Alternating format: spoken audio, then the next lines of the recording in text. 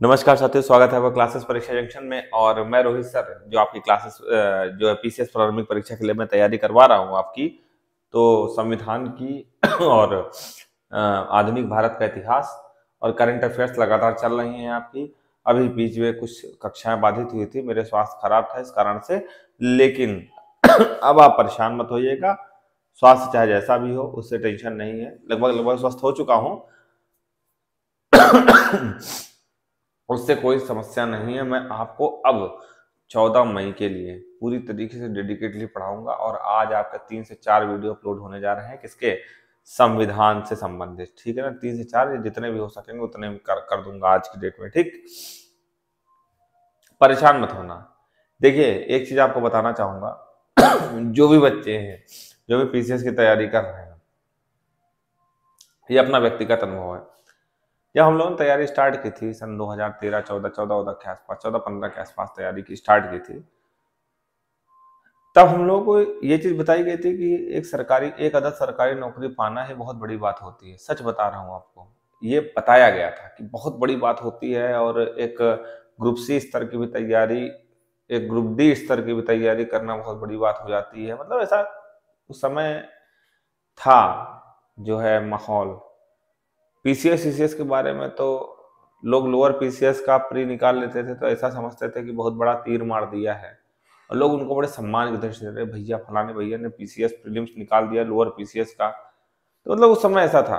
आपके दिमाग में एक चीज भर दी जाती है कि बहुत बड़ा एग्जाम है, बहुत बड़ा एग्जाम है, बहुत बड़ा एग्जाम है।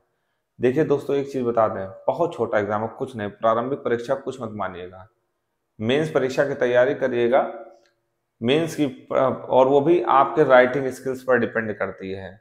अब आयोग ने एक बहुत बड़ा डिसीजन ले लिया है, बहुत अच्छा डिसीजन भी मानता हूं मैं, कि ऑप्शनल रिमूव करने का पूरा जो है, जहां तक 99.9% श्योरिटी है, 0.1 इसलिए छोड़ देता हूं कि भाई पता नहीं क्या हो जाए उस समय कि आदेश बदलना पड़ जाए, लेकिन ऑप्शनल हट गया है। और ऑप्शनल का रहना हिंदी माध्यम वालों के लिए बहुत ज्यादा दिक्कत है। हिंदी माध्यम और ह्यूमैनिटी जो सब्जेक्ट लेते थे, जो मानविकी सब्जेक्ट लेते थे, उनके लिए बहुत ज्यादा दिक्कत करता है। अब आप मान लीजिए, मैं पूरी बात आपको डिटेल में बता दे रहा हूं कि आप लोगों को अब क्यों जोश खरोश के साथ तैयारी करनी चाहिए पीसीएस के लिए। अब पीसीएस कोई बहुत बड़ी परीक्षा नहीं रह गई। पूछे क्यों नहीं रह गई है? तैयारी कोई बहुत बड़ी नहीं रह गई है। पद वही मिलेगा आपको जो पहले मिलता था, वही अभी मिलेगा। पहले क्या होता था कि 400 नंबर का ऑप्शनल सब्जेक्ट होता था, ठीक है ना। ऑप्शनल में क्या होता था कि आपको एक सब्जेक्ट लेना पड़ता था, और सब्जेक्ट में जैसे हो गया सोशियोलॉजी, मेरा ऑप्शनल सोशियोलॉजी था, इतिहास हो गया, भूगोल हो गया, जो लोग लेते थे जैसे जैसे सब्जेक्ट लेते थे। अब आप लोग इतिहास भूगोल और ये सब ले रहे हैं सब्जेक्ट जिसमें पूरे नंबर नहीं मिलते हैं, बहुत कम मार्क्स मिलते हैं।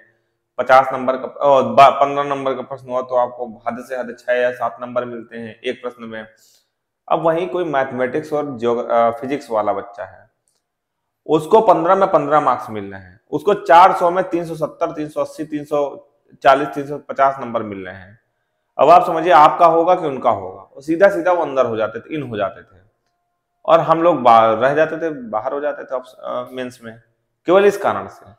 तो लोगों ने कैंपेनिंग चलाई, लोगों ने ट्विटर के माध्यम से, इन सब चीजों के माध्यम से जो है सरकार को लिखा कि यहाँ पे भेदभाव हो रहा। अभी आईएएस के एग्जाम में शायद रिटेन किया गया, अभी आप आईएएस एग्जाम में ऑप्शनल वाला सब्जेक्ट है, लेकिन अपने यूपी पीसीएस से मोस्ट प्रॉब्ली बाहर हो चुका, बिहार पीसीएस से बाहर हो चुका है। यूपी पीसीएस की भी 2-4 दिन में नोटिफिकेशन आ जाएगी, उसमें बाहर हो जाएगा। अब 4 महीने में मेंस की तैयारी बहुत आराम से करवा देंगे, कोई दिक्कत नहीं। अभी आपके सामने 2 लक्ष्य है, अभी आपके सामने 2 महीने का लक्ष्य, 2.5 महीने 3 महीने का लक्ष्य है कि पीसीएस प्रारंभिक परीक्षा को उत्तीर्ण करना। देखिए, बहुत देर नहीं हुई है, कोई देर नहीं हुई है, मैं अपने रिदम में चल रहा हूँ, कोई प्रॉब्लम नहीं है। आपको अपना रिदम मेंटेन कर रखना है बेटा। आपको नए सिरे से पढ़ना है, हमें नए सिरे से नहीं पढ़ना। हमको पता है कितना आना है एग्जाम में, इतना ही हमको पढ़ाना है। और जो बच्चा, मैं गारंटी बहुत बड़ी जिम्मेदारी के साथ कह रहा हूँ, जो बच्चा इतना ही पढ़ के जाएगा ना, बहुत कायदे से एग्जाम को, शालीनता के साथ एग्जाम को हैंडल करेगा और एग्जाम में सिलेक्शन हो जाएगा, ये मेरी गारंटी है। बस इतना पढ़ना है आपको पीसीएस के लिए। 14 मई को आप बात करिएगा हमसे, ठीक है ना। तो ठीक है, चलिए, बात बहुत हो गई। आज जो है भारतीय संविधान का जो हम लोग एक श्रृंखला चला रहे थे, उसमें आपका जो है शायद नागरिकता वाला चैप्टर हो चुका था। नागरिकता वाले चैप्टर के बाद आज जो आपका मूल अधिकार है, ठीक है। अब यहाँ से आपका मेन स्टार्ट होता है, जो कि बहुत इंपॉर्टेंट, यहाँ से पक्का हर बार 1 से 2 प्रश्न आपके पीसीएस प्रारंभिक परीक्षा में देखने को मिलते हैं। तो इसको हम पढ़ाने जा रहे हैं, मूल अधिकार। अब हम आपको ये क्यों पढ़ना चाहिए, तमाम वीडियो पढ़े हैं, आपको यही वीडियो क्यों देखना चाहिए, इसके लिए मैं एक बात बता दूं। देखिए, मूल अधिकार जो चैप्टर है ना, सब जगह आपको मिल जाएगा, रटवा देंगे। अनुच्छेद 14 विधि के समता का अधिकार, धर्म, मूल, वंश, जाति के आधार पर, जन्म स्थान के आधार पर विभेद का प्रतिषेध 15 में है, इसमें है। वो कहेंगे सीधा 12 से 35 अनुच्छेद याद कर डालो। मैं कभी नहीं कहता याद कर डालो, मैं कहता हूं पढ़ ऐसा लो कि याद हो जाए, और याद के साथ एग्जाम में, चाहे वो आईएएस का पेपर, कुछ लोग आईएएस की भी तैयारी कर रहे हो, मैं कहता हूं उसके लिए भी अलग से तैयारी मत करना। एक काम करना, लेक्चर देखना, लेक्चर के बाद आप जितने भी आईएएस में प्रश्न आए हुए हैं उनको सॉल्व करने का प्रयास करना है। गारंटी है कि अगर आप थोड़ा सा दिमाग लगाकर प्रश्न सॉल्व करेंगे तो बहुत आराम से प्रश्न सॉल्व हो जाएगा। ठीक, इतना जितना मैं पढ़ा रहा हूं, ये 2 से 3 वीडियो में जाएगा मूल अधिकार। आज पार्ट 1 है, चलिए स्टार्ट करते हैं, ठीक है ना। मूल अधिकार में इससे ज्यादा मत पढ़िएगा, ठीक। मेरा पढ़ाने का तरीका अलग है, मैं एक एक शब्द को इसमें डिकोड करके आपको बताऊंगा कि इस शब्द का क्या कहने का मतलब है, ठीक है ना। इस अनुच्छेद में ये चीज लिखी है तो क्यों लिखी है और इसका मतलब क्या है, क्योंकि आज पीसीएस हो चाहे आईएएस का एग्जाम हो, दोनों में ट्रेंड एक ही है। ट्रेंड का मतलब ये है कि आपसे डायरेक्टली प्रश्न नहीं पूछा जाएगा, आपसे इसके अंदर घुस के प्रश्न पूछा जाएगा कि इसका मतलब, इसमें निहित तात्पर्य क्या है इसका। चाहे आईएएस में बैठ जाइएगा चाहे पीसीएस में, जब आपको उस चीज की, उस लाइन का मायने पता होगा, तभी आप पीसीएस और आईएएस के प्रश्न सॉल्व कर सकते हैं। नहीं तो ये वनडे एग्जाम के प्रश्न हैं, एसएससी, यूपी ट्रिपल एससी, इनके प्रश्न है। अगर आप ऐसे सीधे सीधे पढ़ लीजिए, इसको याद कर लीजिए, एसएससी, यूपी ट्रिपल एससी का प्रश्न है, और अगर आपने थोड़ा सा उसके बारे में जान लिया, ठीक है ना, तो आप पीसीएस और आईएएस के प्रश्न सॉल्व करने लगेंगे। प्रश्न थोड़ा चेंज होते हैं, प्रश्न थोड़ी बदलते हैं, मूल अधिकार थोड़ी बदलता है। वो एसएससी में भी आता है, यूपी ट्रिपल एससी में भी आता है, आईएएस में भी पूछा जाता है, पीसीएस में भी पूछा जाता है। उठा लीजिए, हर साल के प्रश्न पत्र देखिए, भर भर के प्रश्न पूछे गए हैं, ठीक है। तो चलिए स्टार्ट करते हैं मूल अधिकार। अब सबसे पहले मूल अधिकार होते क्या है, ठीक है ना। देखिए, जब हमारा संविधान बन रहा था तो तमाम तरीके के कानून बने, तमाम तरीके के, लेकिन वो सारे कानून किसके लिए थे, लगभग सारे कानून वो सब राज्यों के। राज्य का मतलब, जब आप राज्य की बात करेंगे ना संविधान में, तो देश की बात होगी। किसकी बात होगी, देश की बात। तो सारे कानून राज्य और देश के संदर्भ में थे, राज्य मतलब देश के संदर्भ में थे। लेकिन जनता सर्वोच्च है, भारत की जनता सर्वोच्च, जनता के लिए कोई अधिकार ही नहीं बन रहा था। तो एक आई थी नेहरू रिपोर्ट 1928 में, हमने पहले भी आपसे चर्चा कर ली है। नेहरू रिपोर्ट में एक मंशा प्रस्तुत की गई, इच्छा प्रकट की गई कि यार देखो, भारत के जो लोग हैं उनके अधिकारों के बारे में कुछ सोचा गया है क्या संविधान में। नहीं भाई, कुछ नहीं सोचा गया। सोचो, और जितने भी लोग हैं भारत के नागरिक हैं, उनके अधिकारों के संरक्षण के बारे में भी ध्यान दिया जाए कि राज्य या देश, मान लो किसी गलत के हाथ में पहुंच गया, किसी गलत आदमी के हाथ में पहुंच गया, हिटलर जैसे आदमी के हाथ में राज्य देश पहुंच गया, राज्य अपना पहुंच या देश अपना पहुंच गया हिटलर के हाथों। अब वो रोज एक से एक नए नए नियम कानून निकाले दे रहा है, जिसमें आदमी का घूमना फिरना क्या रहना दूभर हो जाए। तो ये सोचा गया कि ऐसे आदमी के हाथ में कभी देश पहुंच जाएगा तो भारत की जनता का क्या होगा। तो उसके लिए लेके आया कि नहीं, देश की जनता के अधिकारों के लिए संविधान में एक स्थान होना चाहिए। देश की जनता के अधिकारों के लिए संविधान में एक स्थान होना चाहिए, और वो रखा गया कौन से स्थान में, भाग 3 में। कहां पर रखा गया, भाग 3 में, और इसका नाम रखा गया मूल अधिकार। हमने भाग वाले चैप्टर में बताया भी था, भाग 3 में रखा गया, उसका नाम रखा गया मूल अधिकार। समझ में आ गई होगी इतनी बात, ठीक। तो दोनों बात हो गई, नेहरू रिपोर्ट में इसकी अवधारणा रखी गई और भाग 3 में ये रखा गया। अब भाग 3 में कितने अनुच्छेद आते हैं, अनुच्छेद 12 से स्टार्टिंग होती, किससे, अनुच्छेद 12 से स्टार्टिंग होती है और 35 में जाकर समाप्त हो जाती है, अनुच्छेद 12 से 35 तक में। ठीक, इतनी बात आपको समझ में आ गई होगी। ठीक, जब आर्टिकल नंबर 12 स्टार्ट करेंगे तो आप दिमाग में रखिएगा कि हम मौलिक अधिकार स्टार्ट कर चुके हैं, प्रारंभ कर चुके हैं, और 35 अनुच्छेद 35 पढ़ लीजिएगा तो आप समझ जाइएगा कि हम मौलिक अधिकार खत्म करने जा रहे हैं। ठीक, यहीं तक हमारे अधिकार, जनता के अधिकार निहित है। ठीक, ये अधिकार है, इसके लिए लड़ सकते हैं आप। ठीक, अब बात आती है कि कितने मौलिक अधिकार थे और कितने मौलिक अधिकार हैं। जब संविधान लिखा जा रहा था, जब संविधान लिखा गया था अपना हमने बताया था, जब संविधान मूल रूप में आया 26 नवंबर 1949 को, जब अंगीकृत, आत्मर्पित किया गया और अधिनियमित किया गया, तो हमारे मूल अधिकारों की संख्या थी 7। कितने थे? 7। लेकिन 1978 सन 1978 में 44वां संविधान संशोधन आया था। कौन सा संविधान संशोधन? 44वां संविधान संशोधन। और उसमें एक विवाद बार बार आ रहा था, संपत्ति का अधिकार। संपत्ति का अधिकार, कि संपत्ति का अधिकार मूल अधिकार नहीं होना चाहिए, संपत्ति का अधिकार कानूनी अधिकार होना चाहिए। कौन सा अधिकार? कानूनी अधिकार होना चाहिए। भाई संपत्ति का अधिकार मूल अधिकार नहीं, हर आदमी खड़ा हो जाएगा ये संपत्ति मेरी, वो संपत्ति मेरी। तो मूल अधिकार से हटाकर संपत्ति को किसमें रख दिया गया? कानूनी कानूनी अधिकार के तहत रख दिया गया और 300 का में फेंक दिया गया, अनुच्छेद 300 का में संपत्ति के अधिकार को फेंक दिया गया। और अब आपके मूल अधिकारों की संख्या कितनी रह गई? मात्र 6। कितनी रह गई? मात्र 6। मेरी बात समझ में आ रही होगी, अभी एक बार फिर से बता देंगे कि मूल अधिकार नेहरू रिपोर्ट की आकांक्षा पर, नेहरू रिपोर्ट जो कि 1928 में प्रकाशित हुई थी, पब्लिश हुई थी, उसकी आकांक्षा पर संविधान के भाग 3 में अनुच्छेद 12 से लेकर 35 तक जो है रखे गए हैं। और जब मूल संविधान का मतलब जब संविधान आया सामने 26 नवंबर 1949 को, तो 7 मौलिक अधिकार हमारे संविधान में थे। लेकिन 1978 के बाद, 44वें संविधान संशोधन के बाद हमारी जो मौलिक अधिकारों की संख्या मात्र रह गई कितनी? 6। अब इन 6 मौलिक अधिकारों को हमको पढ़ना है। आज पार्ट 1 में हम केवल 2 प्रकार के मौलिक अधिकार पढ़ेंगे, ठीक है। पार्ट 2 में हम पूरा कवर कर देंगे, ठीक है। चलिए बात करते हैं, पहला मौलिक अधिकार कहाँ है? पहला मौलिक अधिकार कौन सा है? पहला मौलिक अधिकार है समानता का अधिकार।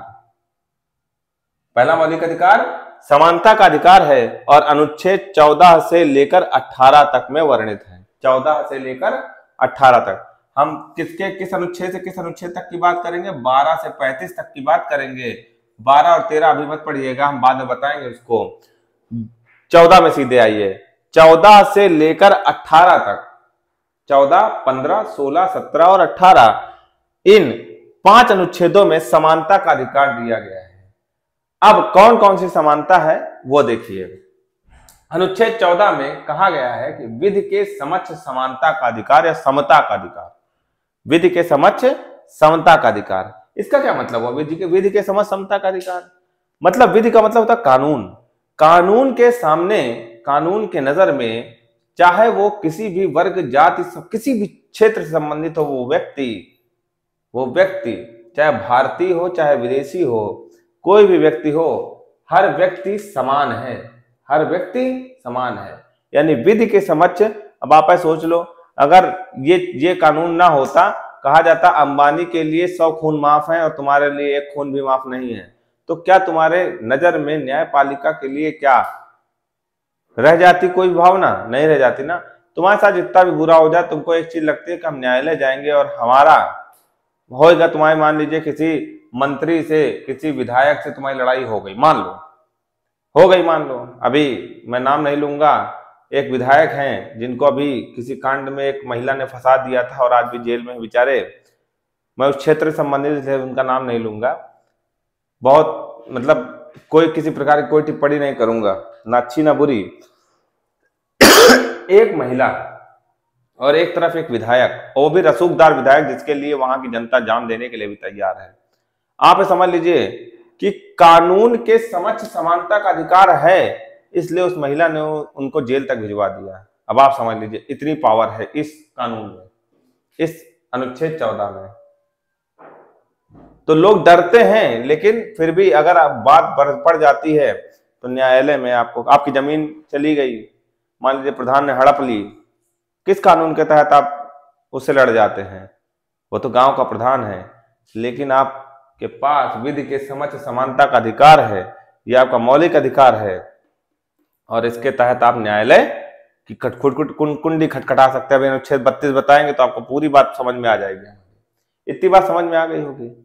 अगली बात करते हैं, धर्म, मूल वंश, जाति, लिंग या जन्म स्थान के आधार पर, इनको याद रखिएगा, धर्म, मूल वंश, जाति, लिंग और जन्म स्थान।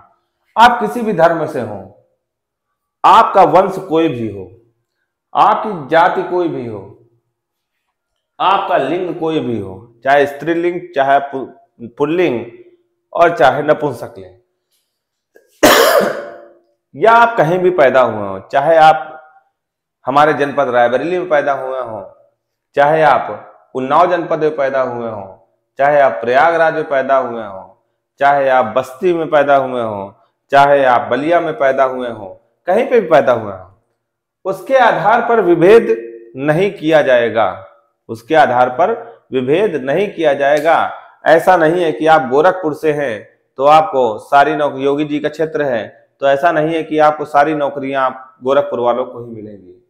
धर्म, ऐसा नहीं है कि इस समय आप, एक समय था अभी, मतलब कि मान लीजिए कि किसी विशेष धर्म की सरकार आ जाए तो ऐसा नहीं है कि सभी एक ही धर्म वालों की सुनी जाएगी, ऐसा नहीं। हमारा संविधान ये नहीं कहता है। हमारा संविधान कहता है सर्वधर्म समभाव, सभी धर्म समान भावना में होने चाहिए। मूल वंश, आपका वंश कोई भी हो, जाति, आप चाहे किसी भी जाति से हो, ठीक, एससी हो, ओबीसी हो, जनरल हो, कोई भी जाति हो, सभी धर्म, सभी जातियां समान होनी चाहिए, ठीक है ना। उस पर अगर विभेद किया, उस पर अगर आपने विभेद किया किसी ने भी, और अगर आदमी न्यायालय चला गया तो दंडनीय होगा आपके लिए, आप दंड पा सकते हैं, ठीक है ना। तो कभी करना भी नहीं, इसको याद रखिएगा क्रम से, धर्म, मूल वंश, जाति, लिंग और जन्म स्थान। धर्म, मूल वंश, जाति, लिंग और जन्म स्थान। इसलिए बार बार इस चीज पर फोकस कर रहे हैं कि यहीं से पेपर पीसीएस में बनता है, और पीसीएस और वनडे एग्जाम में यहीं से अंतर वो लोग पैदा कर देते हैं। अभी मैं बताऊंगा कैसे प्रश्न पीसीएस में बनते हैं, और कैसे प्रश्न आईएएस में बनते हैं, और कैसे प्रश्न लोअर एग्जाम में बनते हैं, ठीक। चलिए, इतनी बात हो गई। ये अनुच्छेद 15 में वर्णित है, ठीक। लोक नियोजन में अवसर की समानता। लोक नियोजन में अवसर की समानता मतलब इसका क्या मतलब हुआ? जैसे सरकारी नौकरियां निकलती हैं, सरकारी नौकरी निकलती है, और भी निर्वाचन होते हैं, देखे होंगे गांव में एससी की सीट कभी आ गई, कभी ओबीसी की सीट आ गई, कभी महिला की सीट आ गई, सबकी सीट आती है नहीं आती है? ये किस प्रावधान के तहत निकलती है? इसी के तहत, लोक नियोजन में अवसर की समानता। इसका कहने का मतलब है कि सरकारी प्रतिष्ठानों में नियुक्ति के लिए सभी लोगों को अवसर मिलने की, अवसर देने की समानता होनी चाहिए। किसमें? अनुच्छेद 16 में। अच्छा, कुछ लोग दिमाग में आ रहा होगा कि सर ये बातें कर रहे हैं आरक्षण, तो ये आरक्षण कहां से आ गया? आरक्षण तो विभेद पैदा करता है। आप लोग, लग रहा होगा दिमाग में चीज आ रही होगी कि एससी को आरक्षण मिलता है, ओबीसी को आरक्षण मिलता है, जनरल में भी इकोनॉमिक वीकर सेक्शन को आरक्षण मिलता है। जनरल वाले कहाँ जाए? उनका क्या? महिलाओं को भी आरक्षण मिल रहा है, दिव्यांग जनों को भी आरक्षण मिल रहा है, फिर समानता की बात कहां से आ गई जब आरक्षण की बात आ रही है? बेटा एक बात बताएं तुमको, देखो कैसे इस चीज को समझो आप लोग। हो सकता है कि लोग दिमाग में हो इस चीज को, बहुत लोग पता भी होगी। जैसे मान लीजिए आपके घर में, भगवान ना करे, कोई ऐसा व्यक्ति हो जो दिव्यांग हो। मान लीजिए, एक छोटी सी बात बता रहे हैं, यहां से आपको ज्यादा अच्छा समझ में आ जाएगा। आपके भगवान ने दोनों पैर दिए हुए हैं, दोनों हाथ दिए हुए हैं, दोनों आंखें, मतलब सब कुछ, आप पूरी तरीके से शारीरिक रूप से संपन्न हैं, ठीक है। और आपके घर में ही कोई एक ऐसा व्यक्ति है जो भगवान ने उसके साथ अन्याय किया, भगवान ने अन्याय किया, और वो दिव्यांग है, ठीक है, कोई भी डिसेबिलिटी हो सकती है उसकी। तो क्या आपसे कहा जाए कि जाके दौड़ के आटा पिसा लाओ, जाके गेहूं पिसा लाओ जाके, आपसे कहा जाए जाके गैस का सिलेंडर भरवा लो जाके, आपसे बहुत तरीके की अपेक्षाएं की जाती हैं, तो क्या उससे भी अपेक्षाएं सारी की जाती हैं? नहीं की जाती है ना, की जाती हैं? नहीं की जाती हैं। उसको कहीं ना कहीं बेनिफिट दिया जाता है, और बेनिफिट क्यों दिया जाता है उसको? इसलिए बेनिफिट दिया जाता है क्योंकि वो मानसिक तौर पर आपके बराबर महसूस करे कि ये भैया का काम है, गैस भराना, ये करना वो करना, हमारा काम जो है वो मैं करता हूं, उनका काम ये बांट दिया जाए, कि उसके दिमाग में कहीं ऐसा ना आ जाए कि भगवान ने हमारे साथ अन्याय किया। ठीक है, तो कहीं ना कहीं वो जो नीचे है उसको बराबरी के स्तर देने के लिए आरक्षण की व्यवस्था की गई है, और इसी को क्या कहते हैं? समानता कहते हैं। इसी को क्या कहते हैं? समानता कहते हैं। समझ में आ गई होगी बात। मैं किस जाति से बिलोंग करता हूं इस चीज से मतलब नहीं है, रोहितासु श्रीवास्तव नाम है मेरा, लेकिन मैं ओपन बात पूरी करता हूं। ठीक है ना, दिमाग में लोग भरा हुआ है सर आप समानता की बात कर रहे हैं और वहां आरक्षण के प्रावधान है। तो आरक्षण का प्रावधान किस लिए है? इसलिए है क्योंकि जो दबे कुचले लोग थे, जिनको हमारी परंपराओं ने दबा के रखा था, वो किसी न किसी तरीके से कहाँ आ जाए? बराबरी के स्थान पर आ जाए। ठीक है ना, सबके बराबर हो जाए। और आज बहुत सारी चीजें ऐसी हैं कि जो लोग रोते हैं कि हमें बराबरी दर्जा नहीं दिया जाता। आप बस में जाइए, बस में अब लोग जाति पूछ कर नहीं बैठते हैं, सब बैठ के एक जगह जाते हैं। लोग धर्म पूछ के नहीं बैठते हैं, सब एक साथ बैठ के जाते हैं। आप होटल में जाते हैं, आप ये नहीं पूछते कि किस जाति का आदमी खाना बना रहा है, सब खा के आराम से आते हैं। आप होटल में बैठते हैं, तो कहीं ना कहीं अब समानता की भावना आने लगी है। इस चीज से कोई बात मुकर नहीं सकता है। ठीक है, बाकी रोने वाले जिंदगी भर होते रहते हैं। ठीक, ओके, चलिए आगे आगे बात करते हैं। अगली बात करते हैं अस्पृश्यता का अंत। अस्पृश्यता अनुच्छेद 17 में दिया गया है। अस्पृश्यता का अंत, बहुत बार प्रश्न पूछा गया है, घिसा पिटा सा क्वेश्चन है, पीसीएस में कई बार पूछा गया है और वन डे एग्जाम में तो लगातार पूछा गया है। अनुच्छेद 17 में है अस्पृश्यता का अंत। अस्पृश्यता का क्या मतलब होता है? अस्पृश्यता का मतलब होता है छुआछूत। है छुआछूत। पहले गांव में देखे होंगे कि कोई लोग आ जाते थे, कहते अरे भैया उधर ही बैठो दूर। ठीक है ना, वो लोग छुआछूत की भावना से ओतप्रोत थे, छुआछूत की भावना को मानते थे।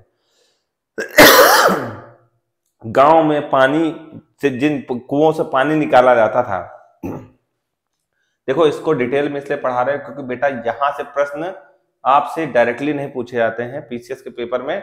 यहां से प्रश्न बहुत डीप पूछे जाते हैं। जब तक आपके अंदर समझ नहीं होगी ना, तब तक ये इस चैप्टर से प्रश्न आप सॉल्व नहीं कर पाएंगे। मैं अभी प्रश्न भी सॉल्व कराऊंगा इसमें। ठीक है, तो छुआछूत की भावना थी। कुएं से पानी जो भर लेता था, अगर कोई भर लेता था तो उच्च जाति के लोग भरने नहीं जाते थे, ऐसी ऐसी अवधारणा थी। तो इस चीज को खत्म करने के लिए अनुच्छेद 17 लाया गया और अस्पृश्यता का अंत किया गया, छुआछूत का अंत किया गया, और कहा गया कि सारे लोग बराबर हैं, कोई न नीचे है ना कोई ऊपर है, इसकी भावना को लाया गया। और समानता का अधिकार इससे इसीलिए मैच करता है, समानता का अधिकार इसीलिए इससे मेल खाता है। ठीक है ना, ये समानता का अधिकार के अंदर इसीलिए रखा गया है। ठीक, और एक चीज और बता दें, सिविल संरक्षण अधिनियम, सिविल संरक्षण अधिकार अधिनियम 1955 के तहत, सिविल संरक्षण अधिकार अधिनियम 1955 के अंतर्गत यदि छुआछूत करते पाए गए तो यह दंडनीय अपराध है, जेल हो सकती है आपको। ठीक है ना, जेल हो सकती है। तो सिविल संरक्षण अधिकार अधिनियम 1955 आईएएस में क्वेश्चन आ चुका है, इसलिए इस चीज को याद रखिएगा, पीसीएस में भी पूछा जा सकता है। अगली बात करते हैं, उपाधियों का अंत अनुच्छेद 18 में रखा गया। उपाधियों का अंत क्या होता है? उपाधियों का अंत का मतलब होता है कि अंग्रेज बहुत बुद्धिमान थे, बहुत ज्यादा बुद्धिमान थे। अंग्रेजों ने क्या किया, अंग्रेजों ने क्या किया, जितने भी लोग थे ना अपने देश में, सबको वर्गों में बांट दिया। कहें तुम फलाना राय ज्यादा हो गए, राय बहादुर की उपाधि दे दिया, किसी को कोई उपाधि दे दिया, किसी को कोई उपाधि दे दिया। इससे क्या हुआ, भारत में लोग जो है टुकड़े टुकड़े में बट गए। जैसे हमारे लोग जातियों को राय शब्द से संबोधित करने लगे, राय एक उपाधि दे दी गई। जैसा हम लोग के बड़े बुजुर्ग बताते हैं कि राय लगाने का मतलब हाँ बड़े बुद्धिमान और समृद्धशाली लोग हैं, और इसी के नाम से शायद हमारी रायबरेली का जो स्थापना हुई है, रायों के नाम से, कायस्थों की ही जो पूरी बसाई हुई है। तो इससे क्या कर रहे थे, इससे दूसरे के मन में मतभेद पैदा कर रहे थे अंग्रेज। ठीक है, तो क्या समानता हुई, किसी को राय तो किसी को एकदम नीचे वर्ग में रखा गया था। ठीक, अब राय साहब एकदम बैठ के ऊंची कुर्सी में बैठते थे, बाकी जनता नीचे बैठती थी। तो इससे क्या हो रहा था, इससे एक भेदभाव पैदा हो रहा था कि नहीं हो रहा था। उसका अंत किससे किया गया, अनुच्छेद 18 से।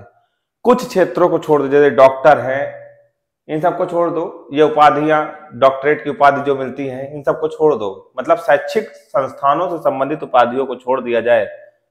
सब जगह से उपाधियों का अंत हो चुका है। अब आप उपाधि नहीं लगा सकते हैं अपने नाम के आगे। यदि आपने शैक्षिक उपाधि, जैसे लोग अपने आगे डॉक्टर लिखते हैं ना, डॉक्टर, तो डॉक्टर पीएचडी करने के बाद डॉक्टर लिखते हैं, तो शैक्षिक उपाधि के तहत तो लिख सकते हैं। लेकिन ऐसे नहीं कि आपको सब ऐसे ही कहने लगे और आप जो है, पहले अंग्रेज लोग जो है बकायदा प्रशस्ति पत्र देते थे कि आज से आपको राय ज्यादा के नाम से, आज से आपको राय बहादुर के नाम से जाना जाएगा। ठीक है, प्रशस्ति पत्र देते थे वो लोग। ठीक है, लेकिन उससे क्या हो रहा था, उससे भेदभाव की भावना आ रही थी हमारे देश में। उसका अंत किससे किया गया, अनुच्छेद 18 के तहत। समझ में आ गई होगी। 14 से लेकर 18 तक में केवल और केवल समानता का अधिकार का वर्णन है। किसके, समानता के अधिकार का वर्णन है। समझ में आ गया होगा हमारे, मतलब इतना आसान सा है, कोई बहुत बड़ी चीज नहीं है।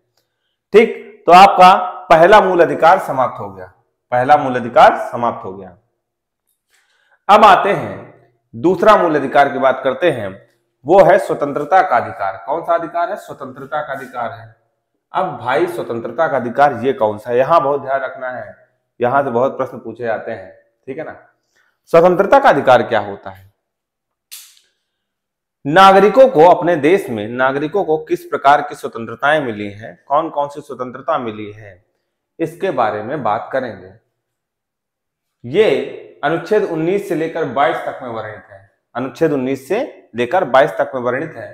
पहले हम लोग अनुच्छेद 19 के बारे में बात करेंगे, क्योंकि यहां से बहुत सारे प्रश्न पूछे जाते हैं। अनुच्छेद 19, फिर 20, 21, 22 यहां तक आपके बहुत सारे प्रश्न पूछे जाते हैं। हम लोग सबसे पहले किसकी बात करें, अनुच्छेद 19, और 19 के को 3 पार्ट में, 3 पार्ट क्या मतलब 6 पार्टों में बांटा गया है। अनुच्छेद 19 को कितने पार्ट में बांटा गया है, 19 1 से लेकर 19 6 तक, अनुच्छेद 19 से लेकर 19 6 तक। लेकिन अनुच्छेद 19 1 आपके लिए इंपॉर्टेंट है सबसे ज्यादा, यहां से प्रश्न पूछे जाते हैं। कहां से, अनुच्छेद 19 1 से। बाकी 2 से लेकर 6 तक हम अभी बताते हैं कि क्यों नहीं इंपॉर्टेंट है। ठीक, उसको नहीं पढ़ना है आपको। अनुच्छेद 19 की बात करते हैं। ठीक, अनुच्छेद 19 में 19(1) का वाक एवं अभिव्यक्ति की स्वतंत्रता, वाक एवं अभिव्यक्ति की स्वतंत्रता, और इसमें प्रेस की स्वतंत्रता सम्मिलित है। प्रेस की स्वतंत्रता। अब इसका मतलब क्या हुआ, 19(1) का वाक एवं अभिव्यक्ति की स्वतंत्रता, इसका मतलब है कि आप कुछ भी बोलने के लिए, किसी का भी समर्थन करने के लिए या किसी का विरोध करने के लिए आप स्वतंत्र हैं, और अपने वक्तव्य के माध्यम से आप कुछ भी बोल सकते हैं। अभी फेसबुक और इन सब का बहुत मैटर चला था कि लोग फेसबुक में विरोधाभासी कमेंट लिख देते थे, तो सरकार ने इस पर संज्ञान लिया। कुछ लोग उसके विरुद्ध, भाई तुमने लिख दिया कि फलाने आदमी खराब है, ठीक है ना, लिख दिया तुमने, बोला नहीं, लिख दिया, तो कुछ लोग इसके विरुद्ध, और सरकार ने इस पर एक्शन ले लिया, एक्शन लेके आपको जेल में डाल दिया। कुछ लोग इसके खिलाफ चले गए कोर्ट, कहा भैया देखो ये मेरी वाक एवं अभिव्यक्ति की स्वतंत्रता है कि मैं किसी के बारे में कुछ भी बोल सकता हूं, ये मेरी अभिव्यक्ति है भाई, मैं लिख सकता हूं किसी के बारे में कुछ भी। देखे होगे पत्रकार जो है ना, लिए एक माइक घुसे रहते हैं इधर से उधर, कहीं अपना सिस्टम देखते रहते हैं, कहीं इनका विरोध कर रहे हैं, कहीं उनका विरोध कर रहे हैं, पक्ष में नहीं बोलते हैं। आजकल की पत्रकारिता थोड़ी बदल गई है, कुछ चैनल दिन भर एक ही पार्टी के गान गाते रहते हैं, उनकी बात मैं नहीं कर रहा हूं। लेकिन प्रेस की जो बात होती है ना, प्रेस यानी जो पत्रकार होते हैं, उनका एक ही मोटिव होता है कि वो दूसरे की बुराई करेंगे, सरकार की, वर्तमान सरकार की बुराई करना ही उनका काम है, तभी तो काम अच्छा होगा। अभी कोई पिताजी हैं, आपके पिताजी हैं, आपकी बड़ाई आपके मुंह पे करने लगे तो आपके दिमाग में एक चीज बैठने लगेगी, यार यानी मैं बहुत अच्छा काम कर रहा हूं मैं बहुत सही दिशा में काम कर रहा हूं हमें कौन सी जरूरत, हमारे पिताजी तो कोई बात ही नहीं करते हैं, यानी हम सब सही कर रहे हैं। लेकिन आपके पिताजी अगर आपको, तो हो सकता है कि आप गलत डायरेक्शन में चले जाएं, लेकिन अगर आपके पिताजी पर डे आप पर वॉच कर रहे हैं, आपको सही दिशा दिखा रहे हैं, डांटते हैं, तो आपको लगे कि नहीं यार गलत दिशा में, तो आपके सही दिशा में जाने के चांसेस ज्यादा हो जाते हैं।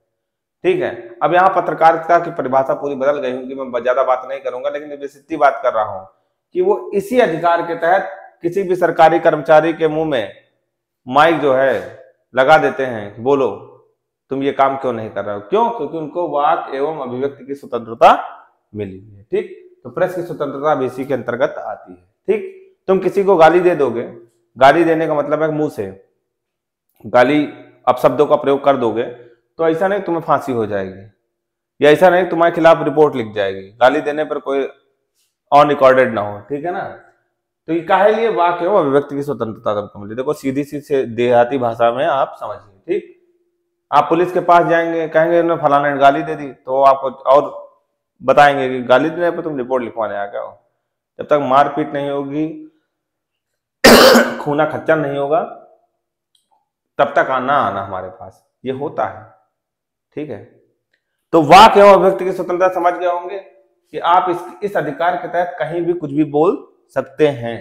ठीक, कहीं भी कुछ भी ना बोल दीजिएगा, आगे बताएंगे अभी जब ये पढ़ाएंगे ना 19(2) से 19(6) तक, तब आपको बता देंगे।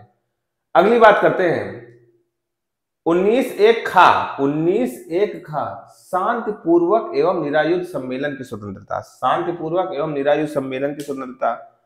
ठीक है, इसका क्या मतलब हुआ कि आपको सम्मेलन कर सकते हैं, निरायुध होना चाहिए, मतलब ऐसा नहीं कि आप 20 आदमी को लेकर इकट्ठा कर लिए, 20 और 100 200 आदमी को इकट्ठा कर लिए और देश के खिलाफ, सरकार के खिलाफ संसद में घुस गए युद्ध करने के लिए। निरायुध मतलब युद्ध की भावना नहीं होनी चाहिए, वो शांतिपूर्वक होना चाहिए। जो भी सम्मेलन होना चाहिए, जो भी लोग इकट्ठे होने चाहिए, वो युद्ध की भावना नहीं होनी चाहिए उनके अंदर, और वो शांतिपूर्ण तरीके से अपनी बात को रखने के लिए इकट्ठे हुए हों। ऐसी स्वतंत्रता 19(1) खा में दी गई है। समझ में आ गई बात कि नहीं आ गई? ठीक, अब 10 आदमी इकट्ठा हुए, मान लीजिए आप किसी फर्म में काम कर रहे हैं या किसी सरकारी विभाग में कार्य कर रहे हैं, अधिकतर लोग हड़ताल में चले जाते हैं, तो ऐसा नहीं कि 100 200 400 लोग इकट्ठा होगा तो उठाकर पत्थरबाजी शुरू कर दें। ठीक है, उठाकर SLR चलाने लगे, तोप दागने लगे, वो युद्ध के अंतर्गत आ जाएगा। ठीक, सबको उठाकर बंदी बना लिया जाएगा।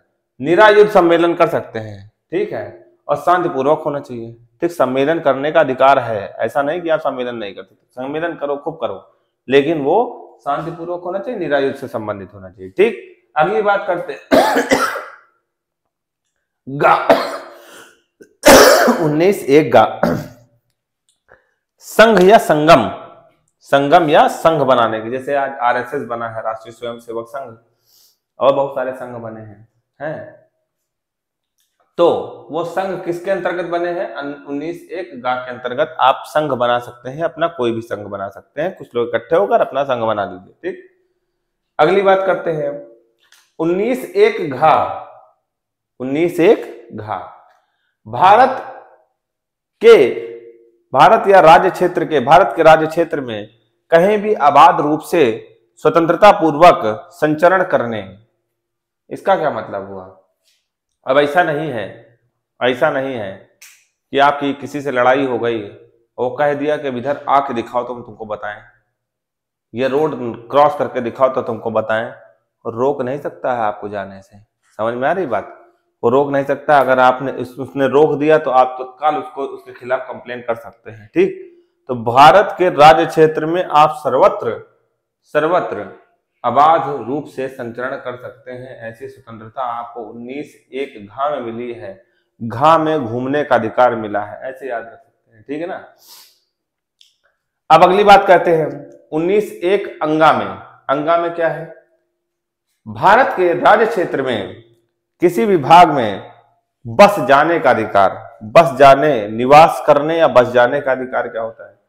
अब जैसे हम मान लो अपना घर दिल्ली में बनवाना चाहते हैं, पैसा है, रुपए है, सब कुछ है हमारे पास, हम बनवाना चाह रहे हैं दिल्ली में। अब दिल्ली के लोग रोक दे, कहें तुम आओ, यूपी वाले तुम बताएं, तुम घर बनवाओ तो दिखाओ, हम जान जाए तुमको, तो क्या वो रोक सकते हैं हमको वहां पर बसने के लिए? नहीं रोक सकते हैं।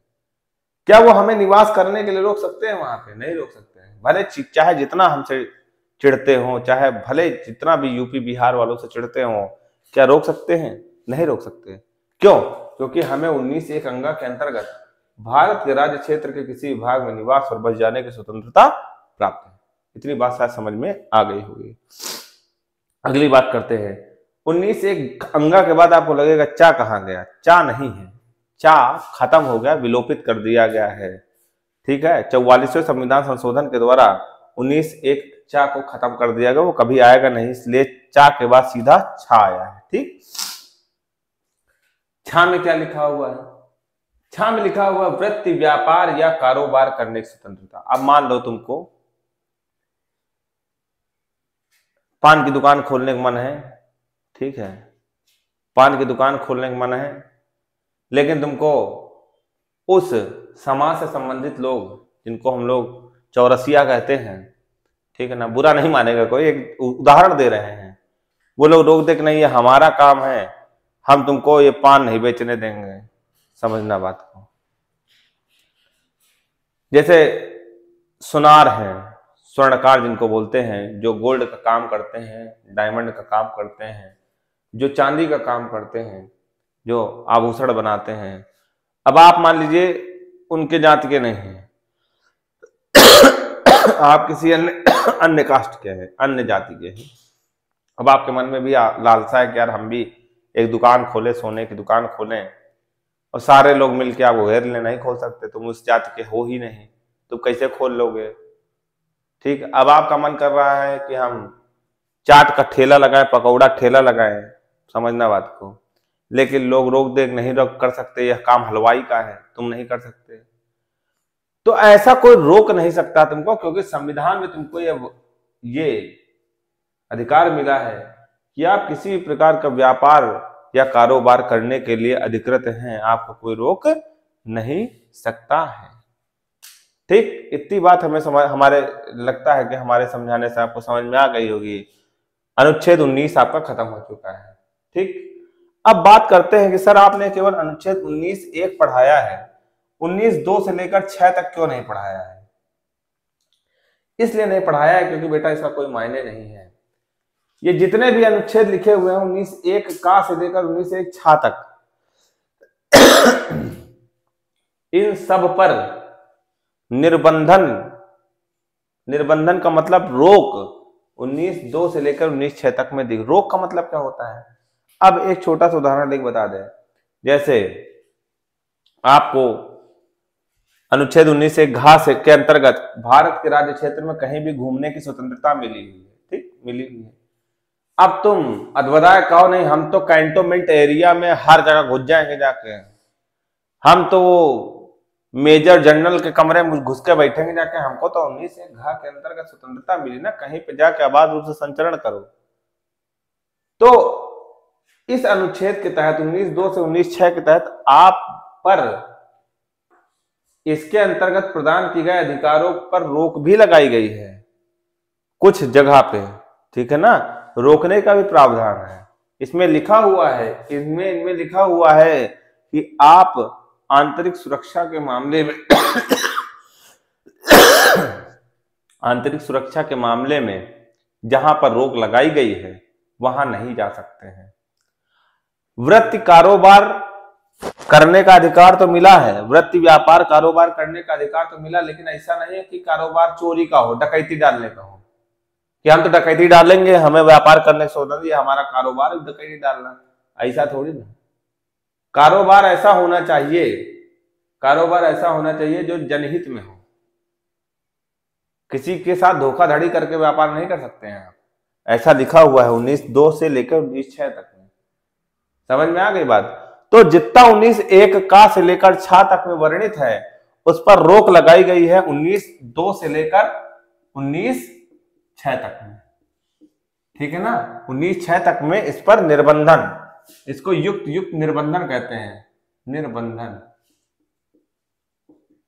अब हमारी बात समझ में पूरी आ गई होगी। ठीक, इसीलिए यहां से लेकर यहां तक पढ़ने का कोई फायदा नहीं, कभी प्रश्न नहीं बना है, कभी नहीं बना, आगे भी नहीं बनेगा। चलिए अगली बात करते हैं। 19 हो गया, 20 की बात करते हैं। अपराधों के लिए दोष सिद्धि के संबंध में संरक्षण। अब मान लो तुम्हारे ऊपर कोई दोषारोपण लगा दिया गया, पुलिस वाले तुमको उठा ले गए करते, तुम्हारे पर कोई आरोप है कि तुमने 20 बोतल दारू रखी अपने घर में, किसके अधिकार के तहत, किस अधिकार तो भैया तुम्हारे ऊपर आरोप लगा के तुमको उठा के जेल में बंद कर दिए, तो तुमको अनुच्छेद 20 के अंतर्गत अपना संरक्षण, अपना उसके खिलाफ बोलने का अधिकार मिला है कि आप अपना बचाव कर सकते हैं। आपके ऊपर जो दोष लगाया गया है, आपके ऊपर जो आरोप मंडित किए गए हैं, उसके संबंध में आप अपना बचाव कर सकते हैं। किसके माध्यम से? अनुच्छेद 20 के माध्यम से। समझ में आ गई बात। अगली बात करते हैं, प्राण एवं दैहिक स्वतंत्रता। प्राण एवं दैहिक स्वतंत्रता है जीवन का अधिकार, अनुच्छेद 21 के। अब मान लो ऐसा नहीं है कि तुमको कोई गोली से मार देगा, जैसे होता है ना फर्जी मुठभेड़ में इनकाउंटर कर दिया जाता है, पुलिस वाले मार देते हैं, उब जाते हैं किसी अपराधी से तो मार देते हैं, तो उसके घर वाले जो होते हैं, अगर उनको लगता है, हल्का सा आभास होता है कि ये इनकाउंटर फर्जी है, तो वो न्यायालय में दिखाते हैं कि इसको जीवन का अधिकार था, भले ही अपराधी रहा हो, भले ही अपराधी रहा हो, लेकिन इसको जीवन का अधिकार था। इन्होंने किस अधिकार के तहत इसको गोली मार दी और उसके प्राण हर लिए? किसके तहत? अनुच्छेद 21 के तहत। समझ में आ गई बात। प्राण एवं दैहिक स्वतंत्रता इसको बोलते हैं अनुच्छेद। विदेश जाने का अधिकार, विदेश में घूमने का अधिकार, विदेश में संचरण करने का अधिकार, विदेश घूमने का अधिकार भी इसी प्राण एवं दैहिक स्वतंत्रता के अंतर्गत, जीवन के अधिकार के अंतर्गत आता है, अनुच्छेद 21 में वर्णित है। ठीक, अगली बात करते हैं, शिक्षा का अधिकार। शिक्षा का ये भी मौलिक अधिकार है, किसी संविधान संशोधन के तहत बनाया गया है सर। ये हम लोग जब आगे पढ़ेंगे नीति निदेशक तक, तो वहां हम लोग बात करेंगे इसकी। शिक्षा का अधिकार अनुच्छेद 21 काम में अभी इतना ही ध्यान रखिएगा, ठीक है, क्योंकि वीडियो थोड़ा लंबा हो रहा है तो हम यही शॉर्ट करने के उसमें है। शिक्षा का अधिकार अनुच्छेद 21 का के अंतर्गत। ठीक, अगली बात, कुछ दशाओं में गिरफ्तारी और निरोध से संरक्षण। ठीक है, कुछ दशाओं में गिरफ्तारी और निरोध से संरक्षण अनुच्छेद 22 में दिया हुआ। इसका क्या मतलब हुआ? जैसे मान लीजिए कि आप किसी प्रतिष्ठित पद पर हैं, किसी प्रतिष्ठित पद पर हैं, ठीक, तो आप कॉलर घसीटते हुए पुलिस जो है मान लो राज्यपाल हो, मान लो, और आपका कॉलर पकड़ घसीटते हुए पुलिस जो है राज्यपाल भवन से आपको उठा के लेके जा रही है, तो कहीं ना कहीं पद की गरिमा जो है वो धूमिल होती है। समझ में आ रही बात? और पुलिस वाले तो चाहते ही हैं कि किसी न किसी तरह से सबकी गरिमा धूमिल की जाए, जिनसे उनसे बदला लेना है। कुछ ऐसे व्यक्ति भी होते हैं, कुछ क्या अधिकतर, हर मामले में आपको गिरफ्तार नहीं कर सकते हैं कि आपने एक चाटा धर दिया किसी को तो आपको गिरफ्तार कर लिए। कुछ आईपीसी में धाराएं सारी बनी हुई हैं, उसके तहत ही गिरफ्तारी की जा सकती है। यदि आपको कानून पता है तो पुलिस वाले आपको ऐसे गिरफ्तार नहीं कर सकते हैं। ठीक, उन कानूनों की चर्चा नहीं करेंगे, उनको यहीं तक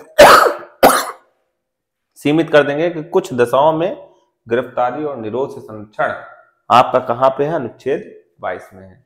ऐसा नहीं कि हर मामले में पुलिस तुमको उठाए ले जा रही, रास्ते में चले जा रहे हो, उठा के तुमको गला दबोचा, जीप में बैठा के चले गए।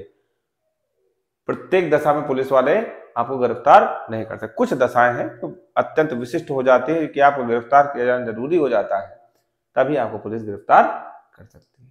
समझ गए इतनी बात?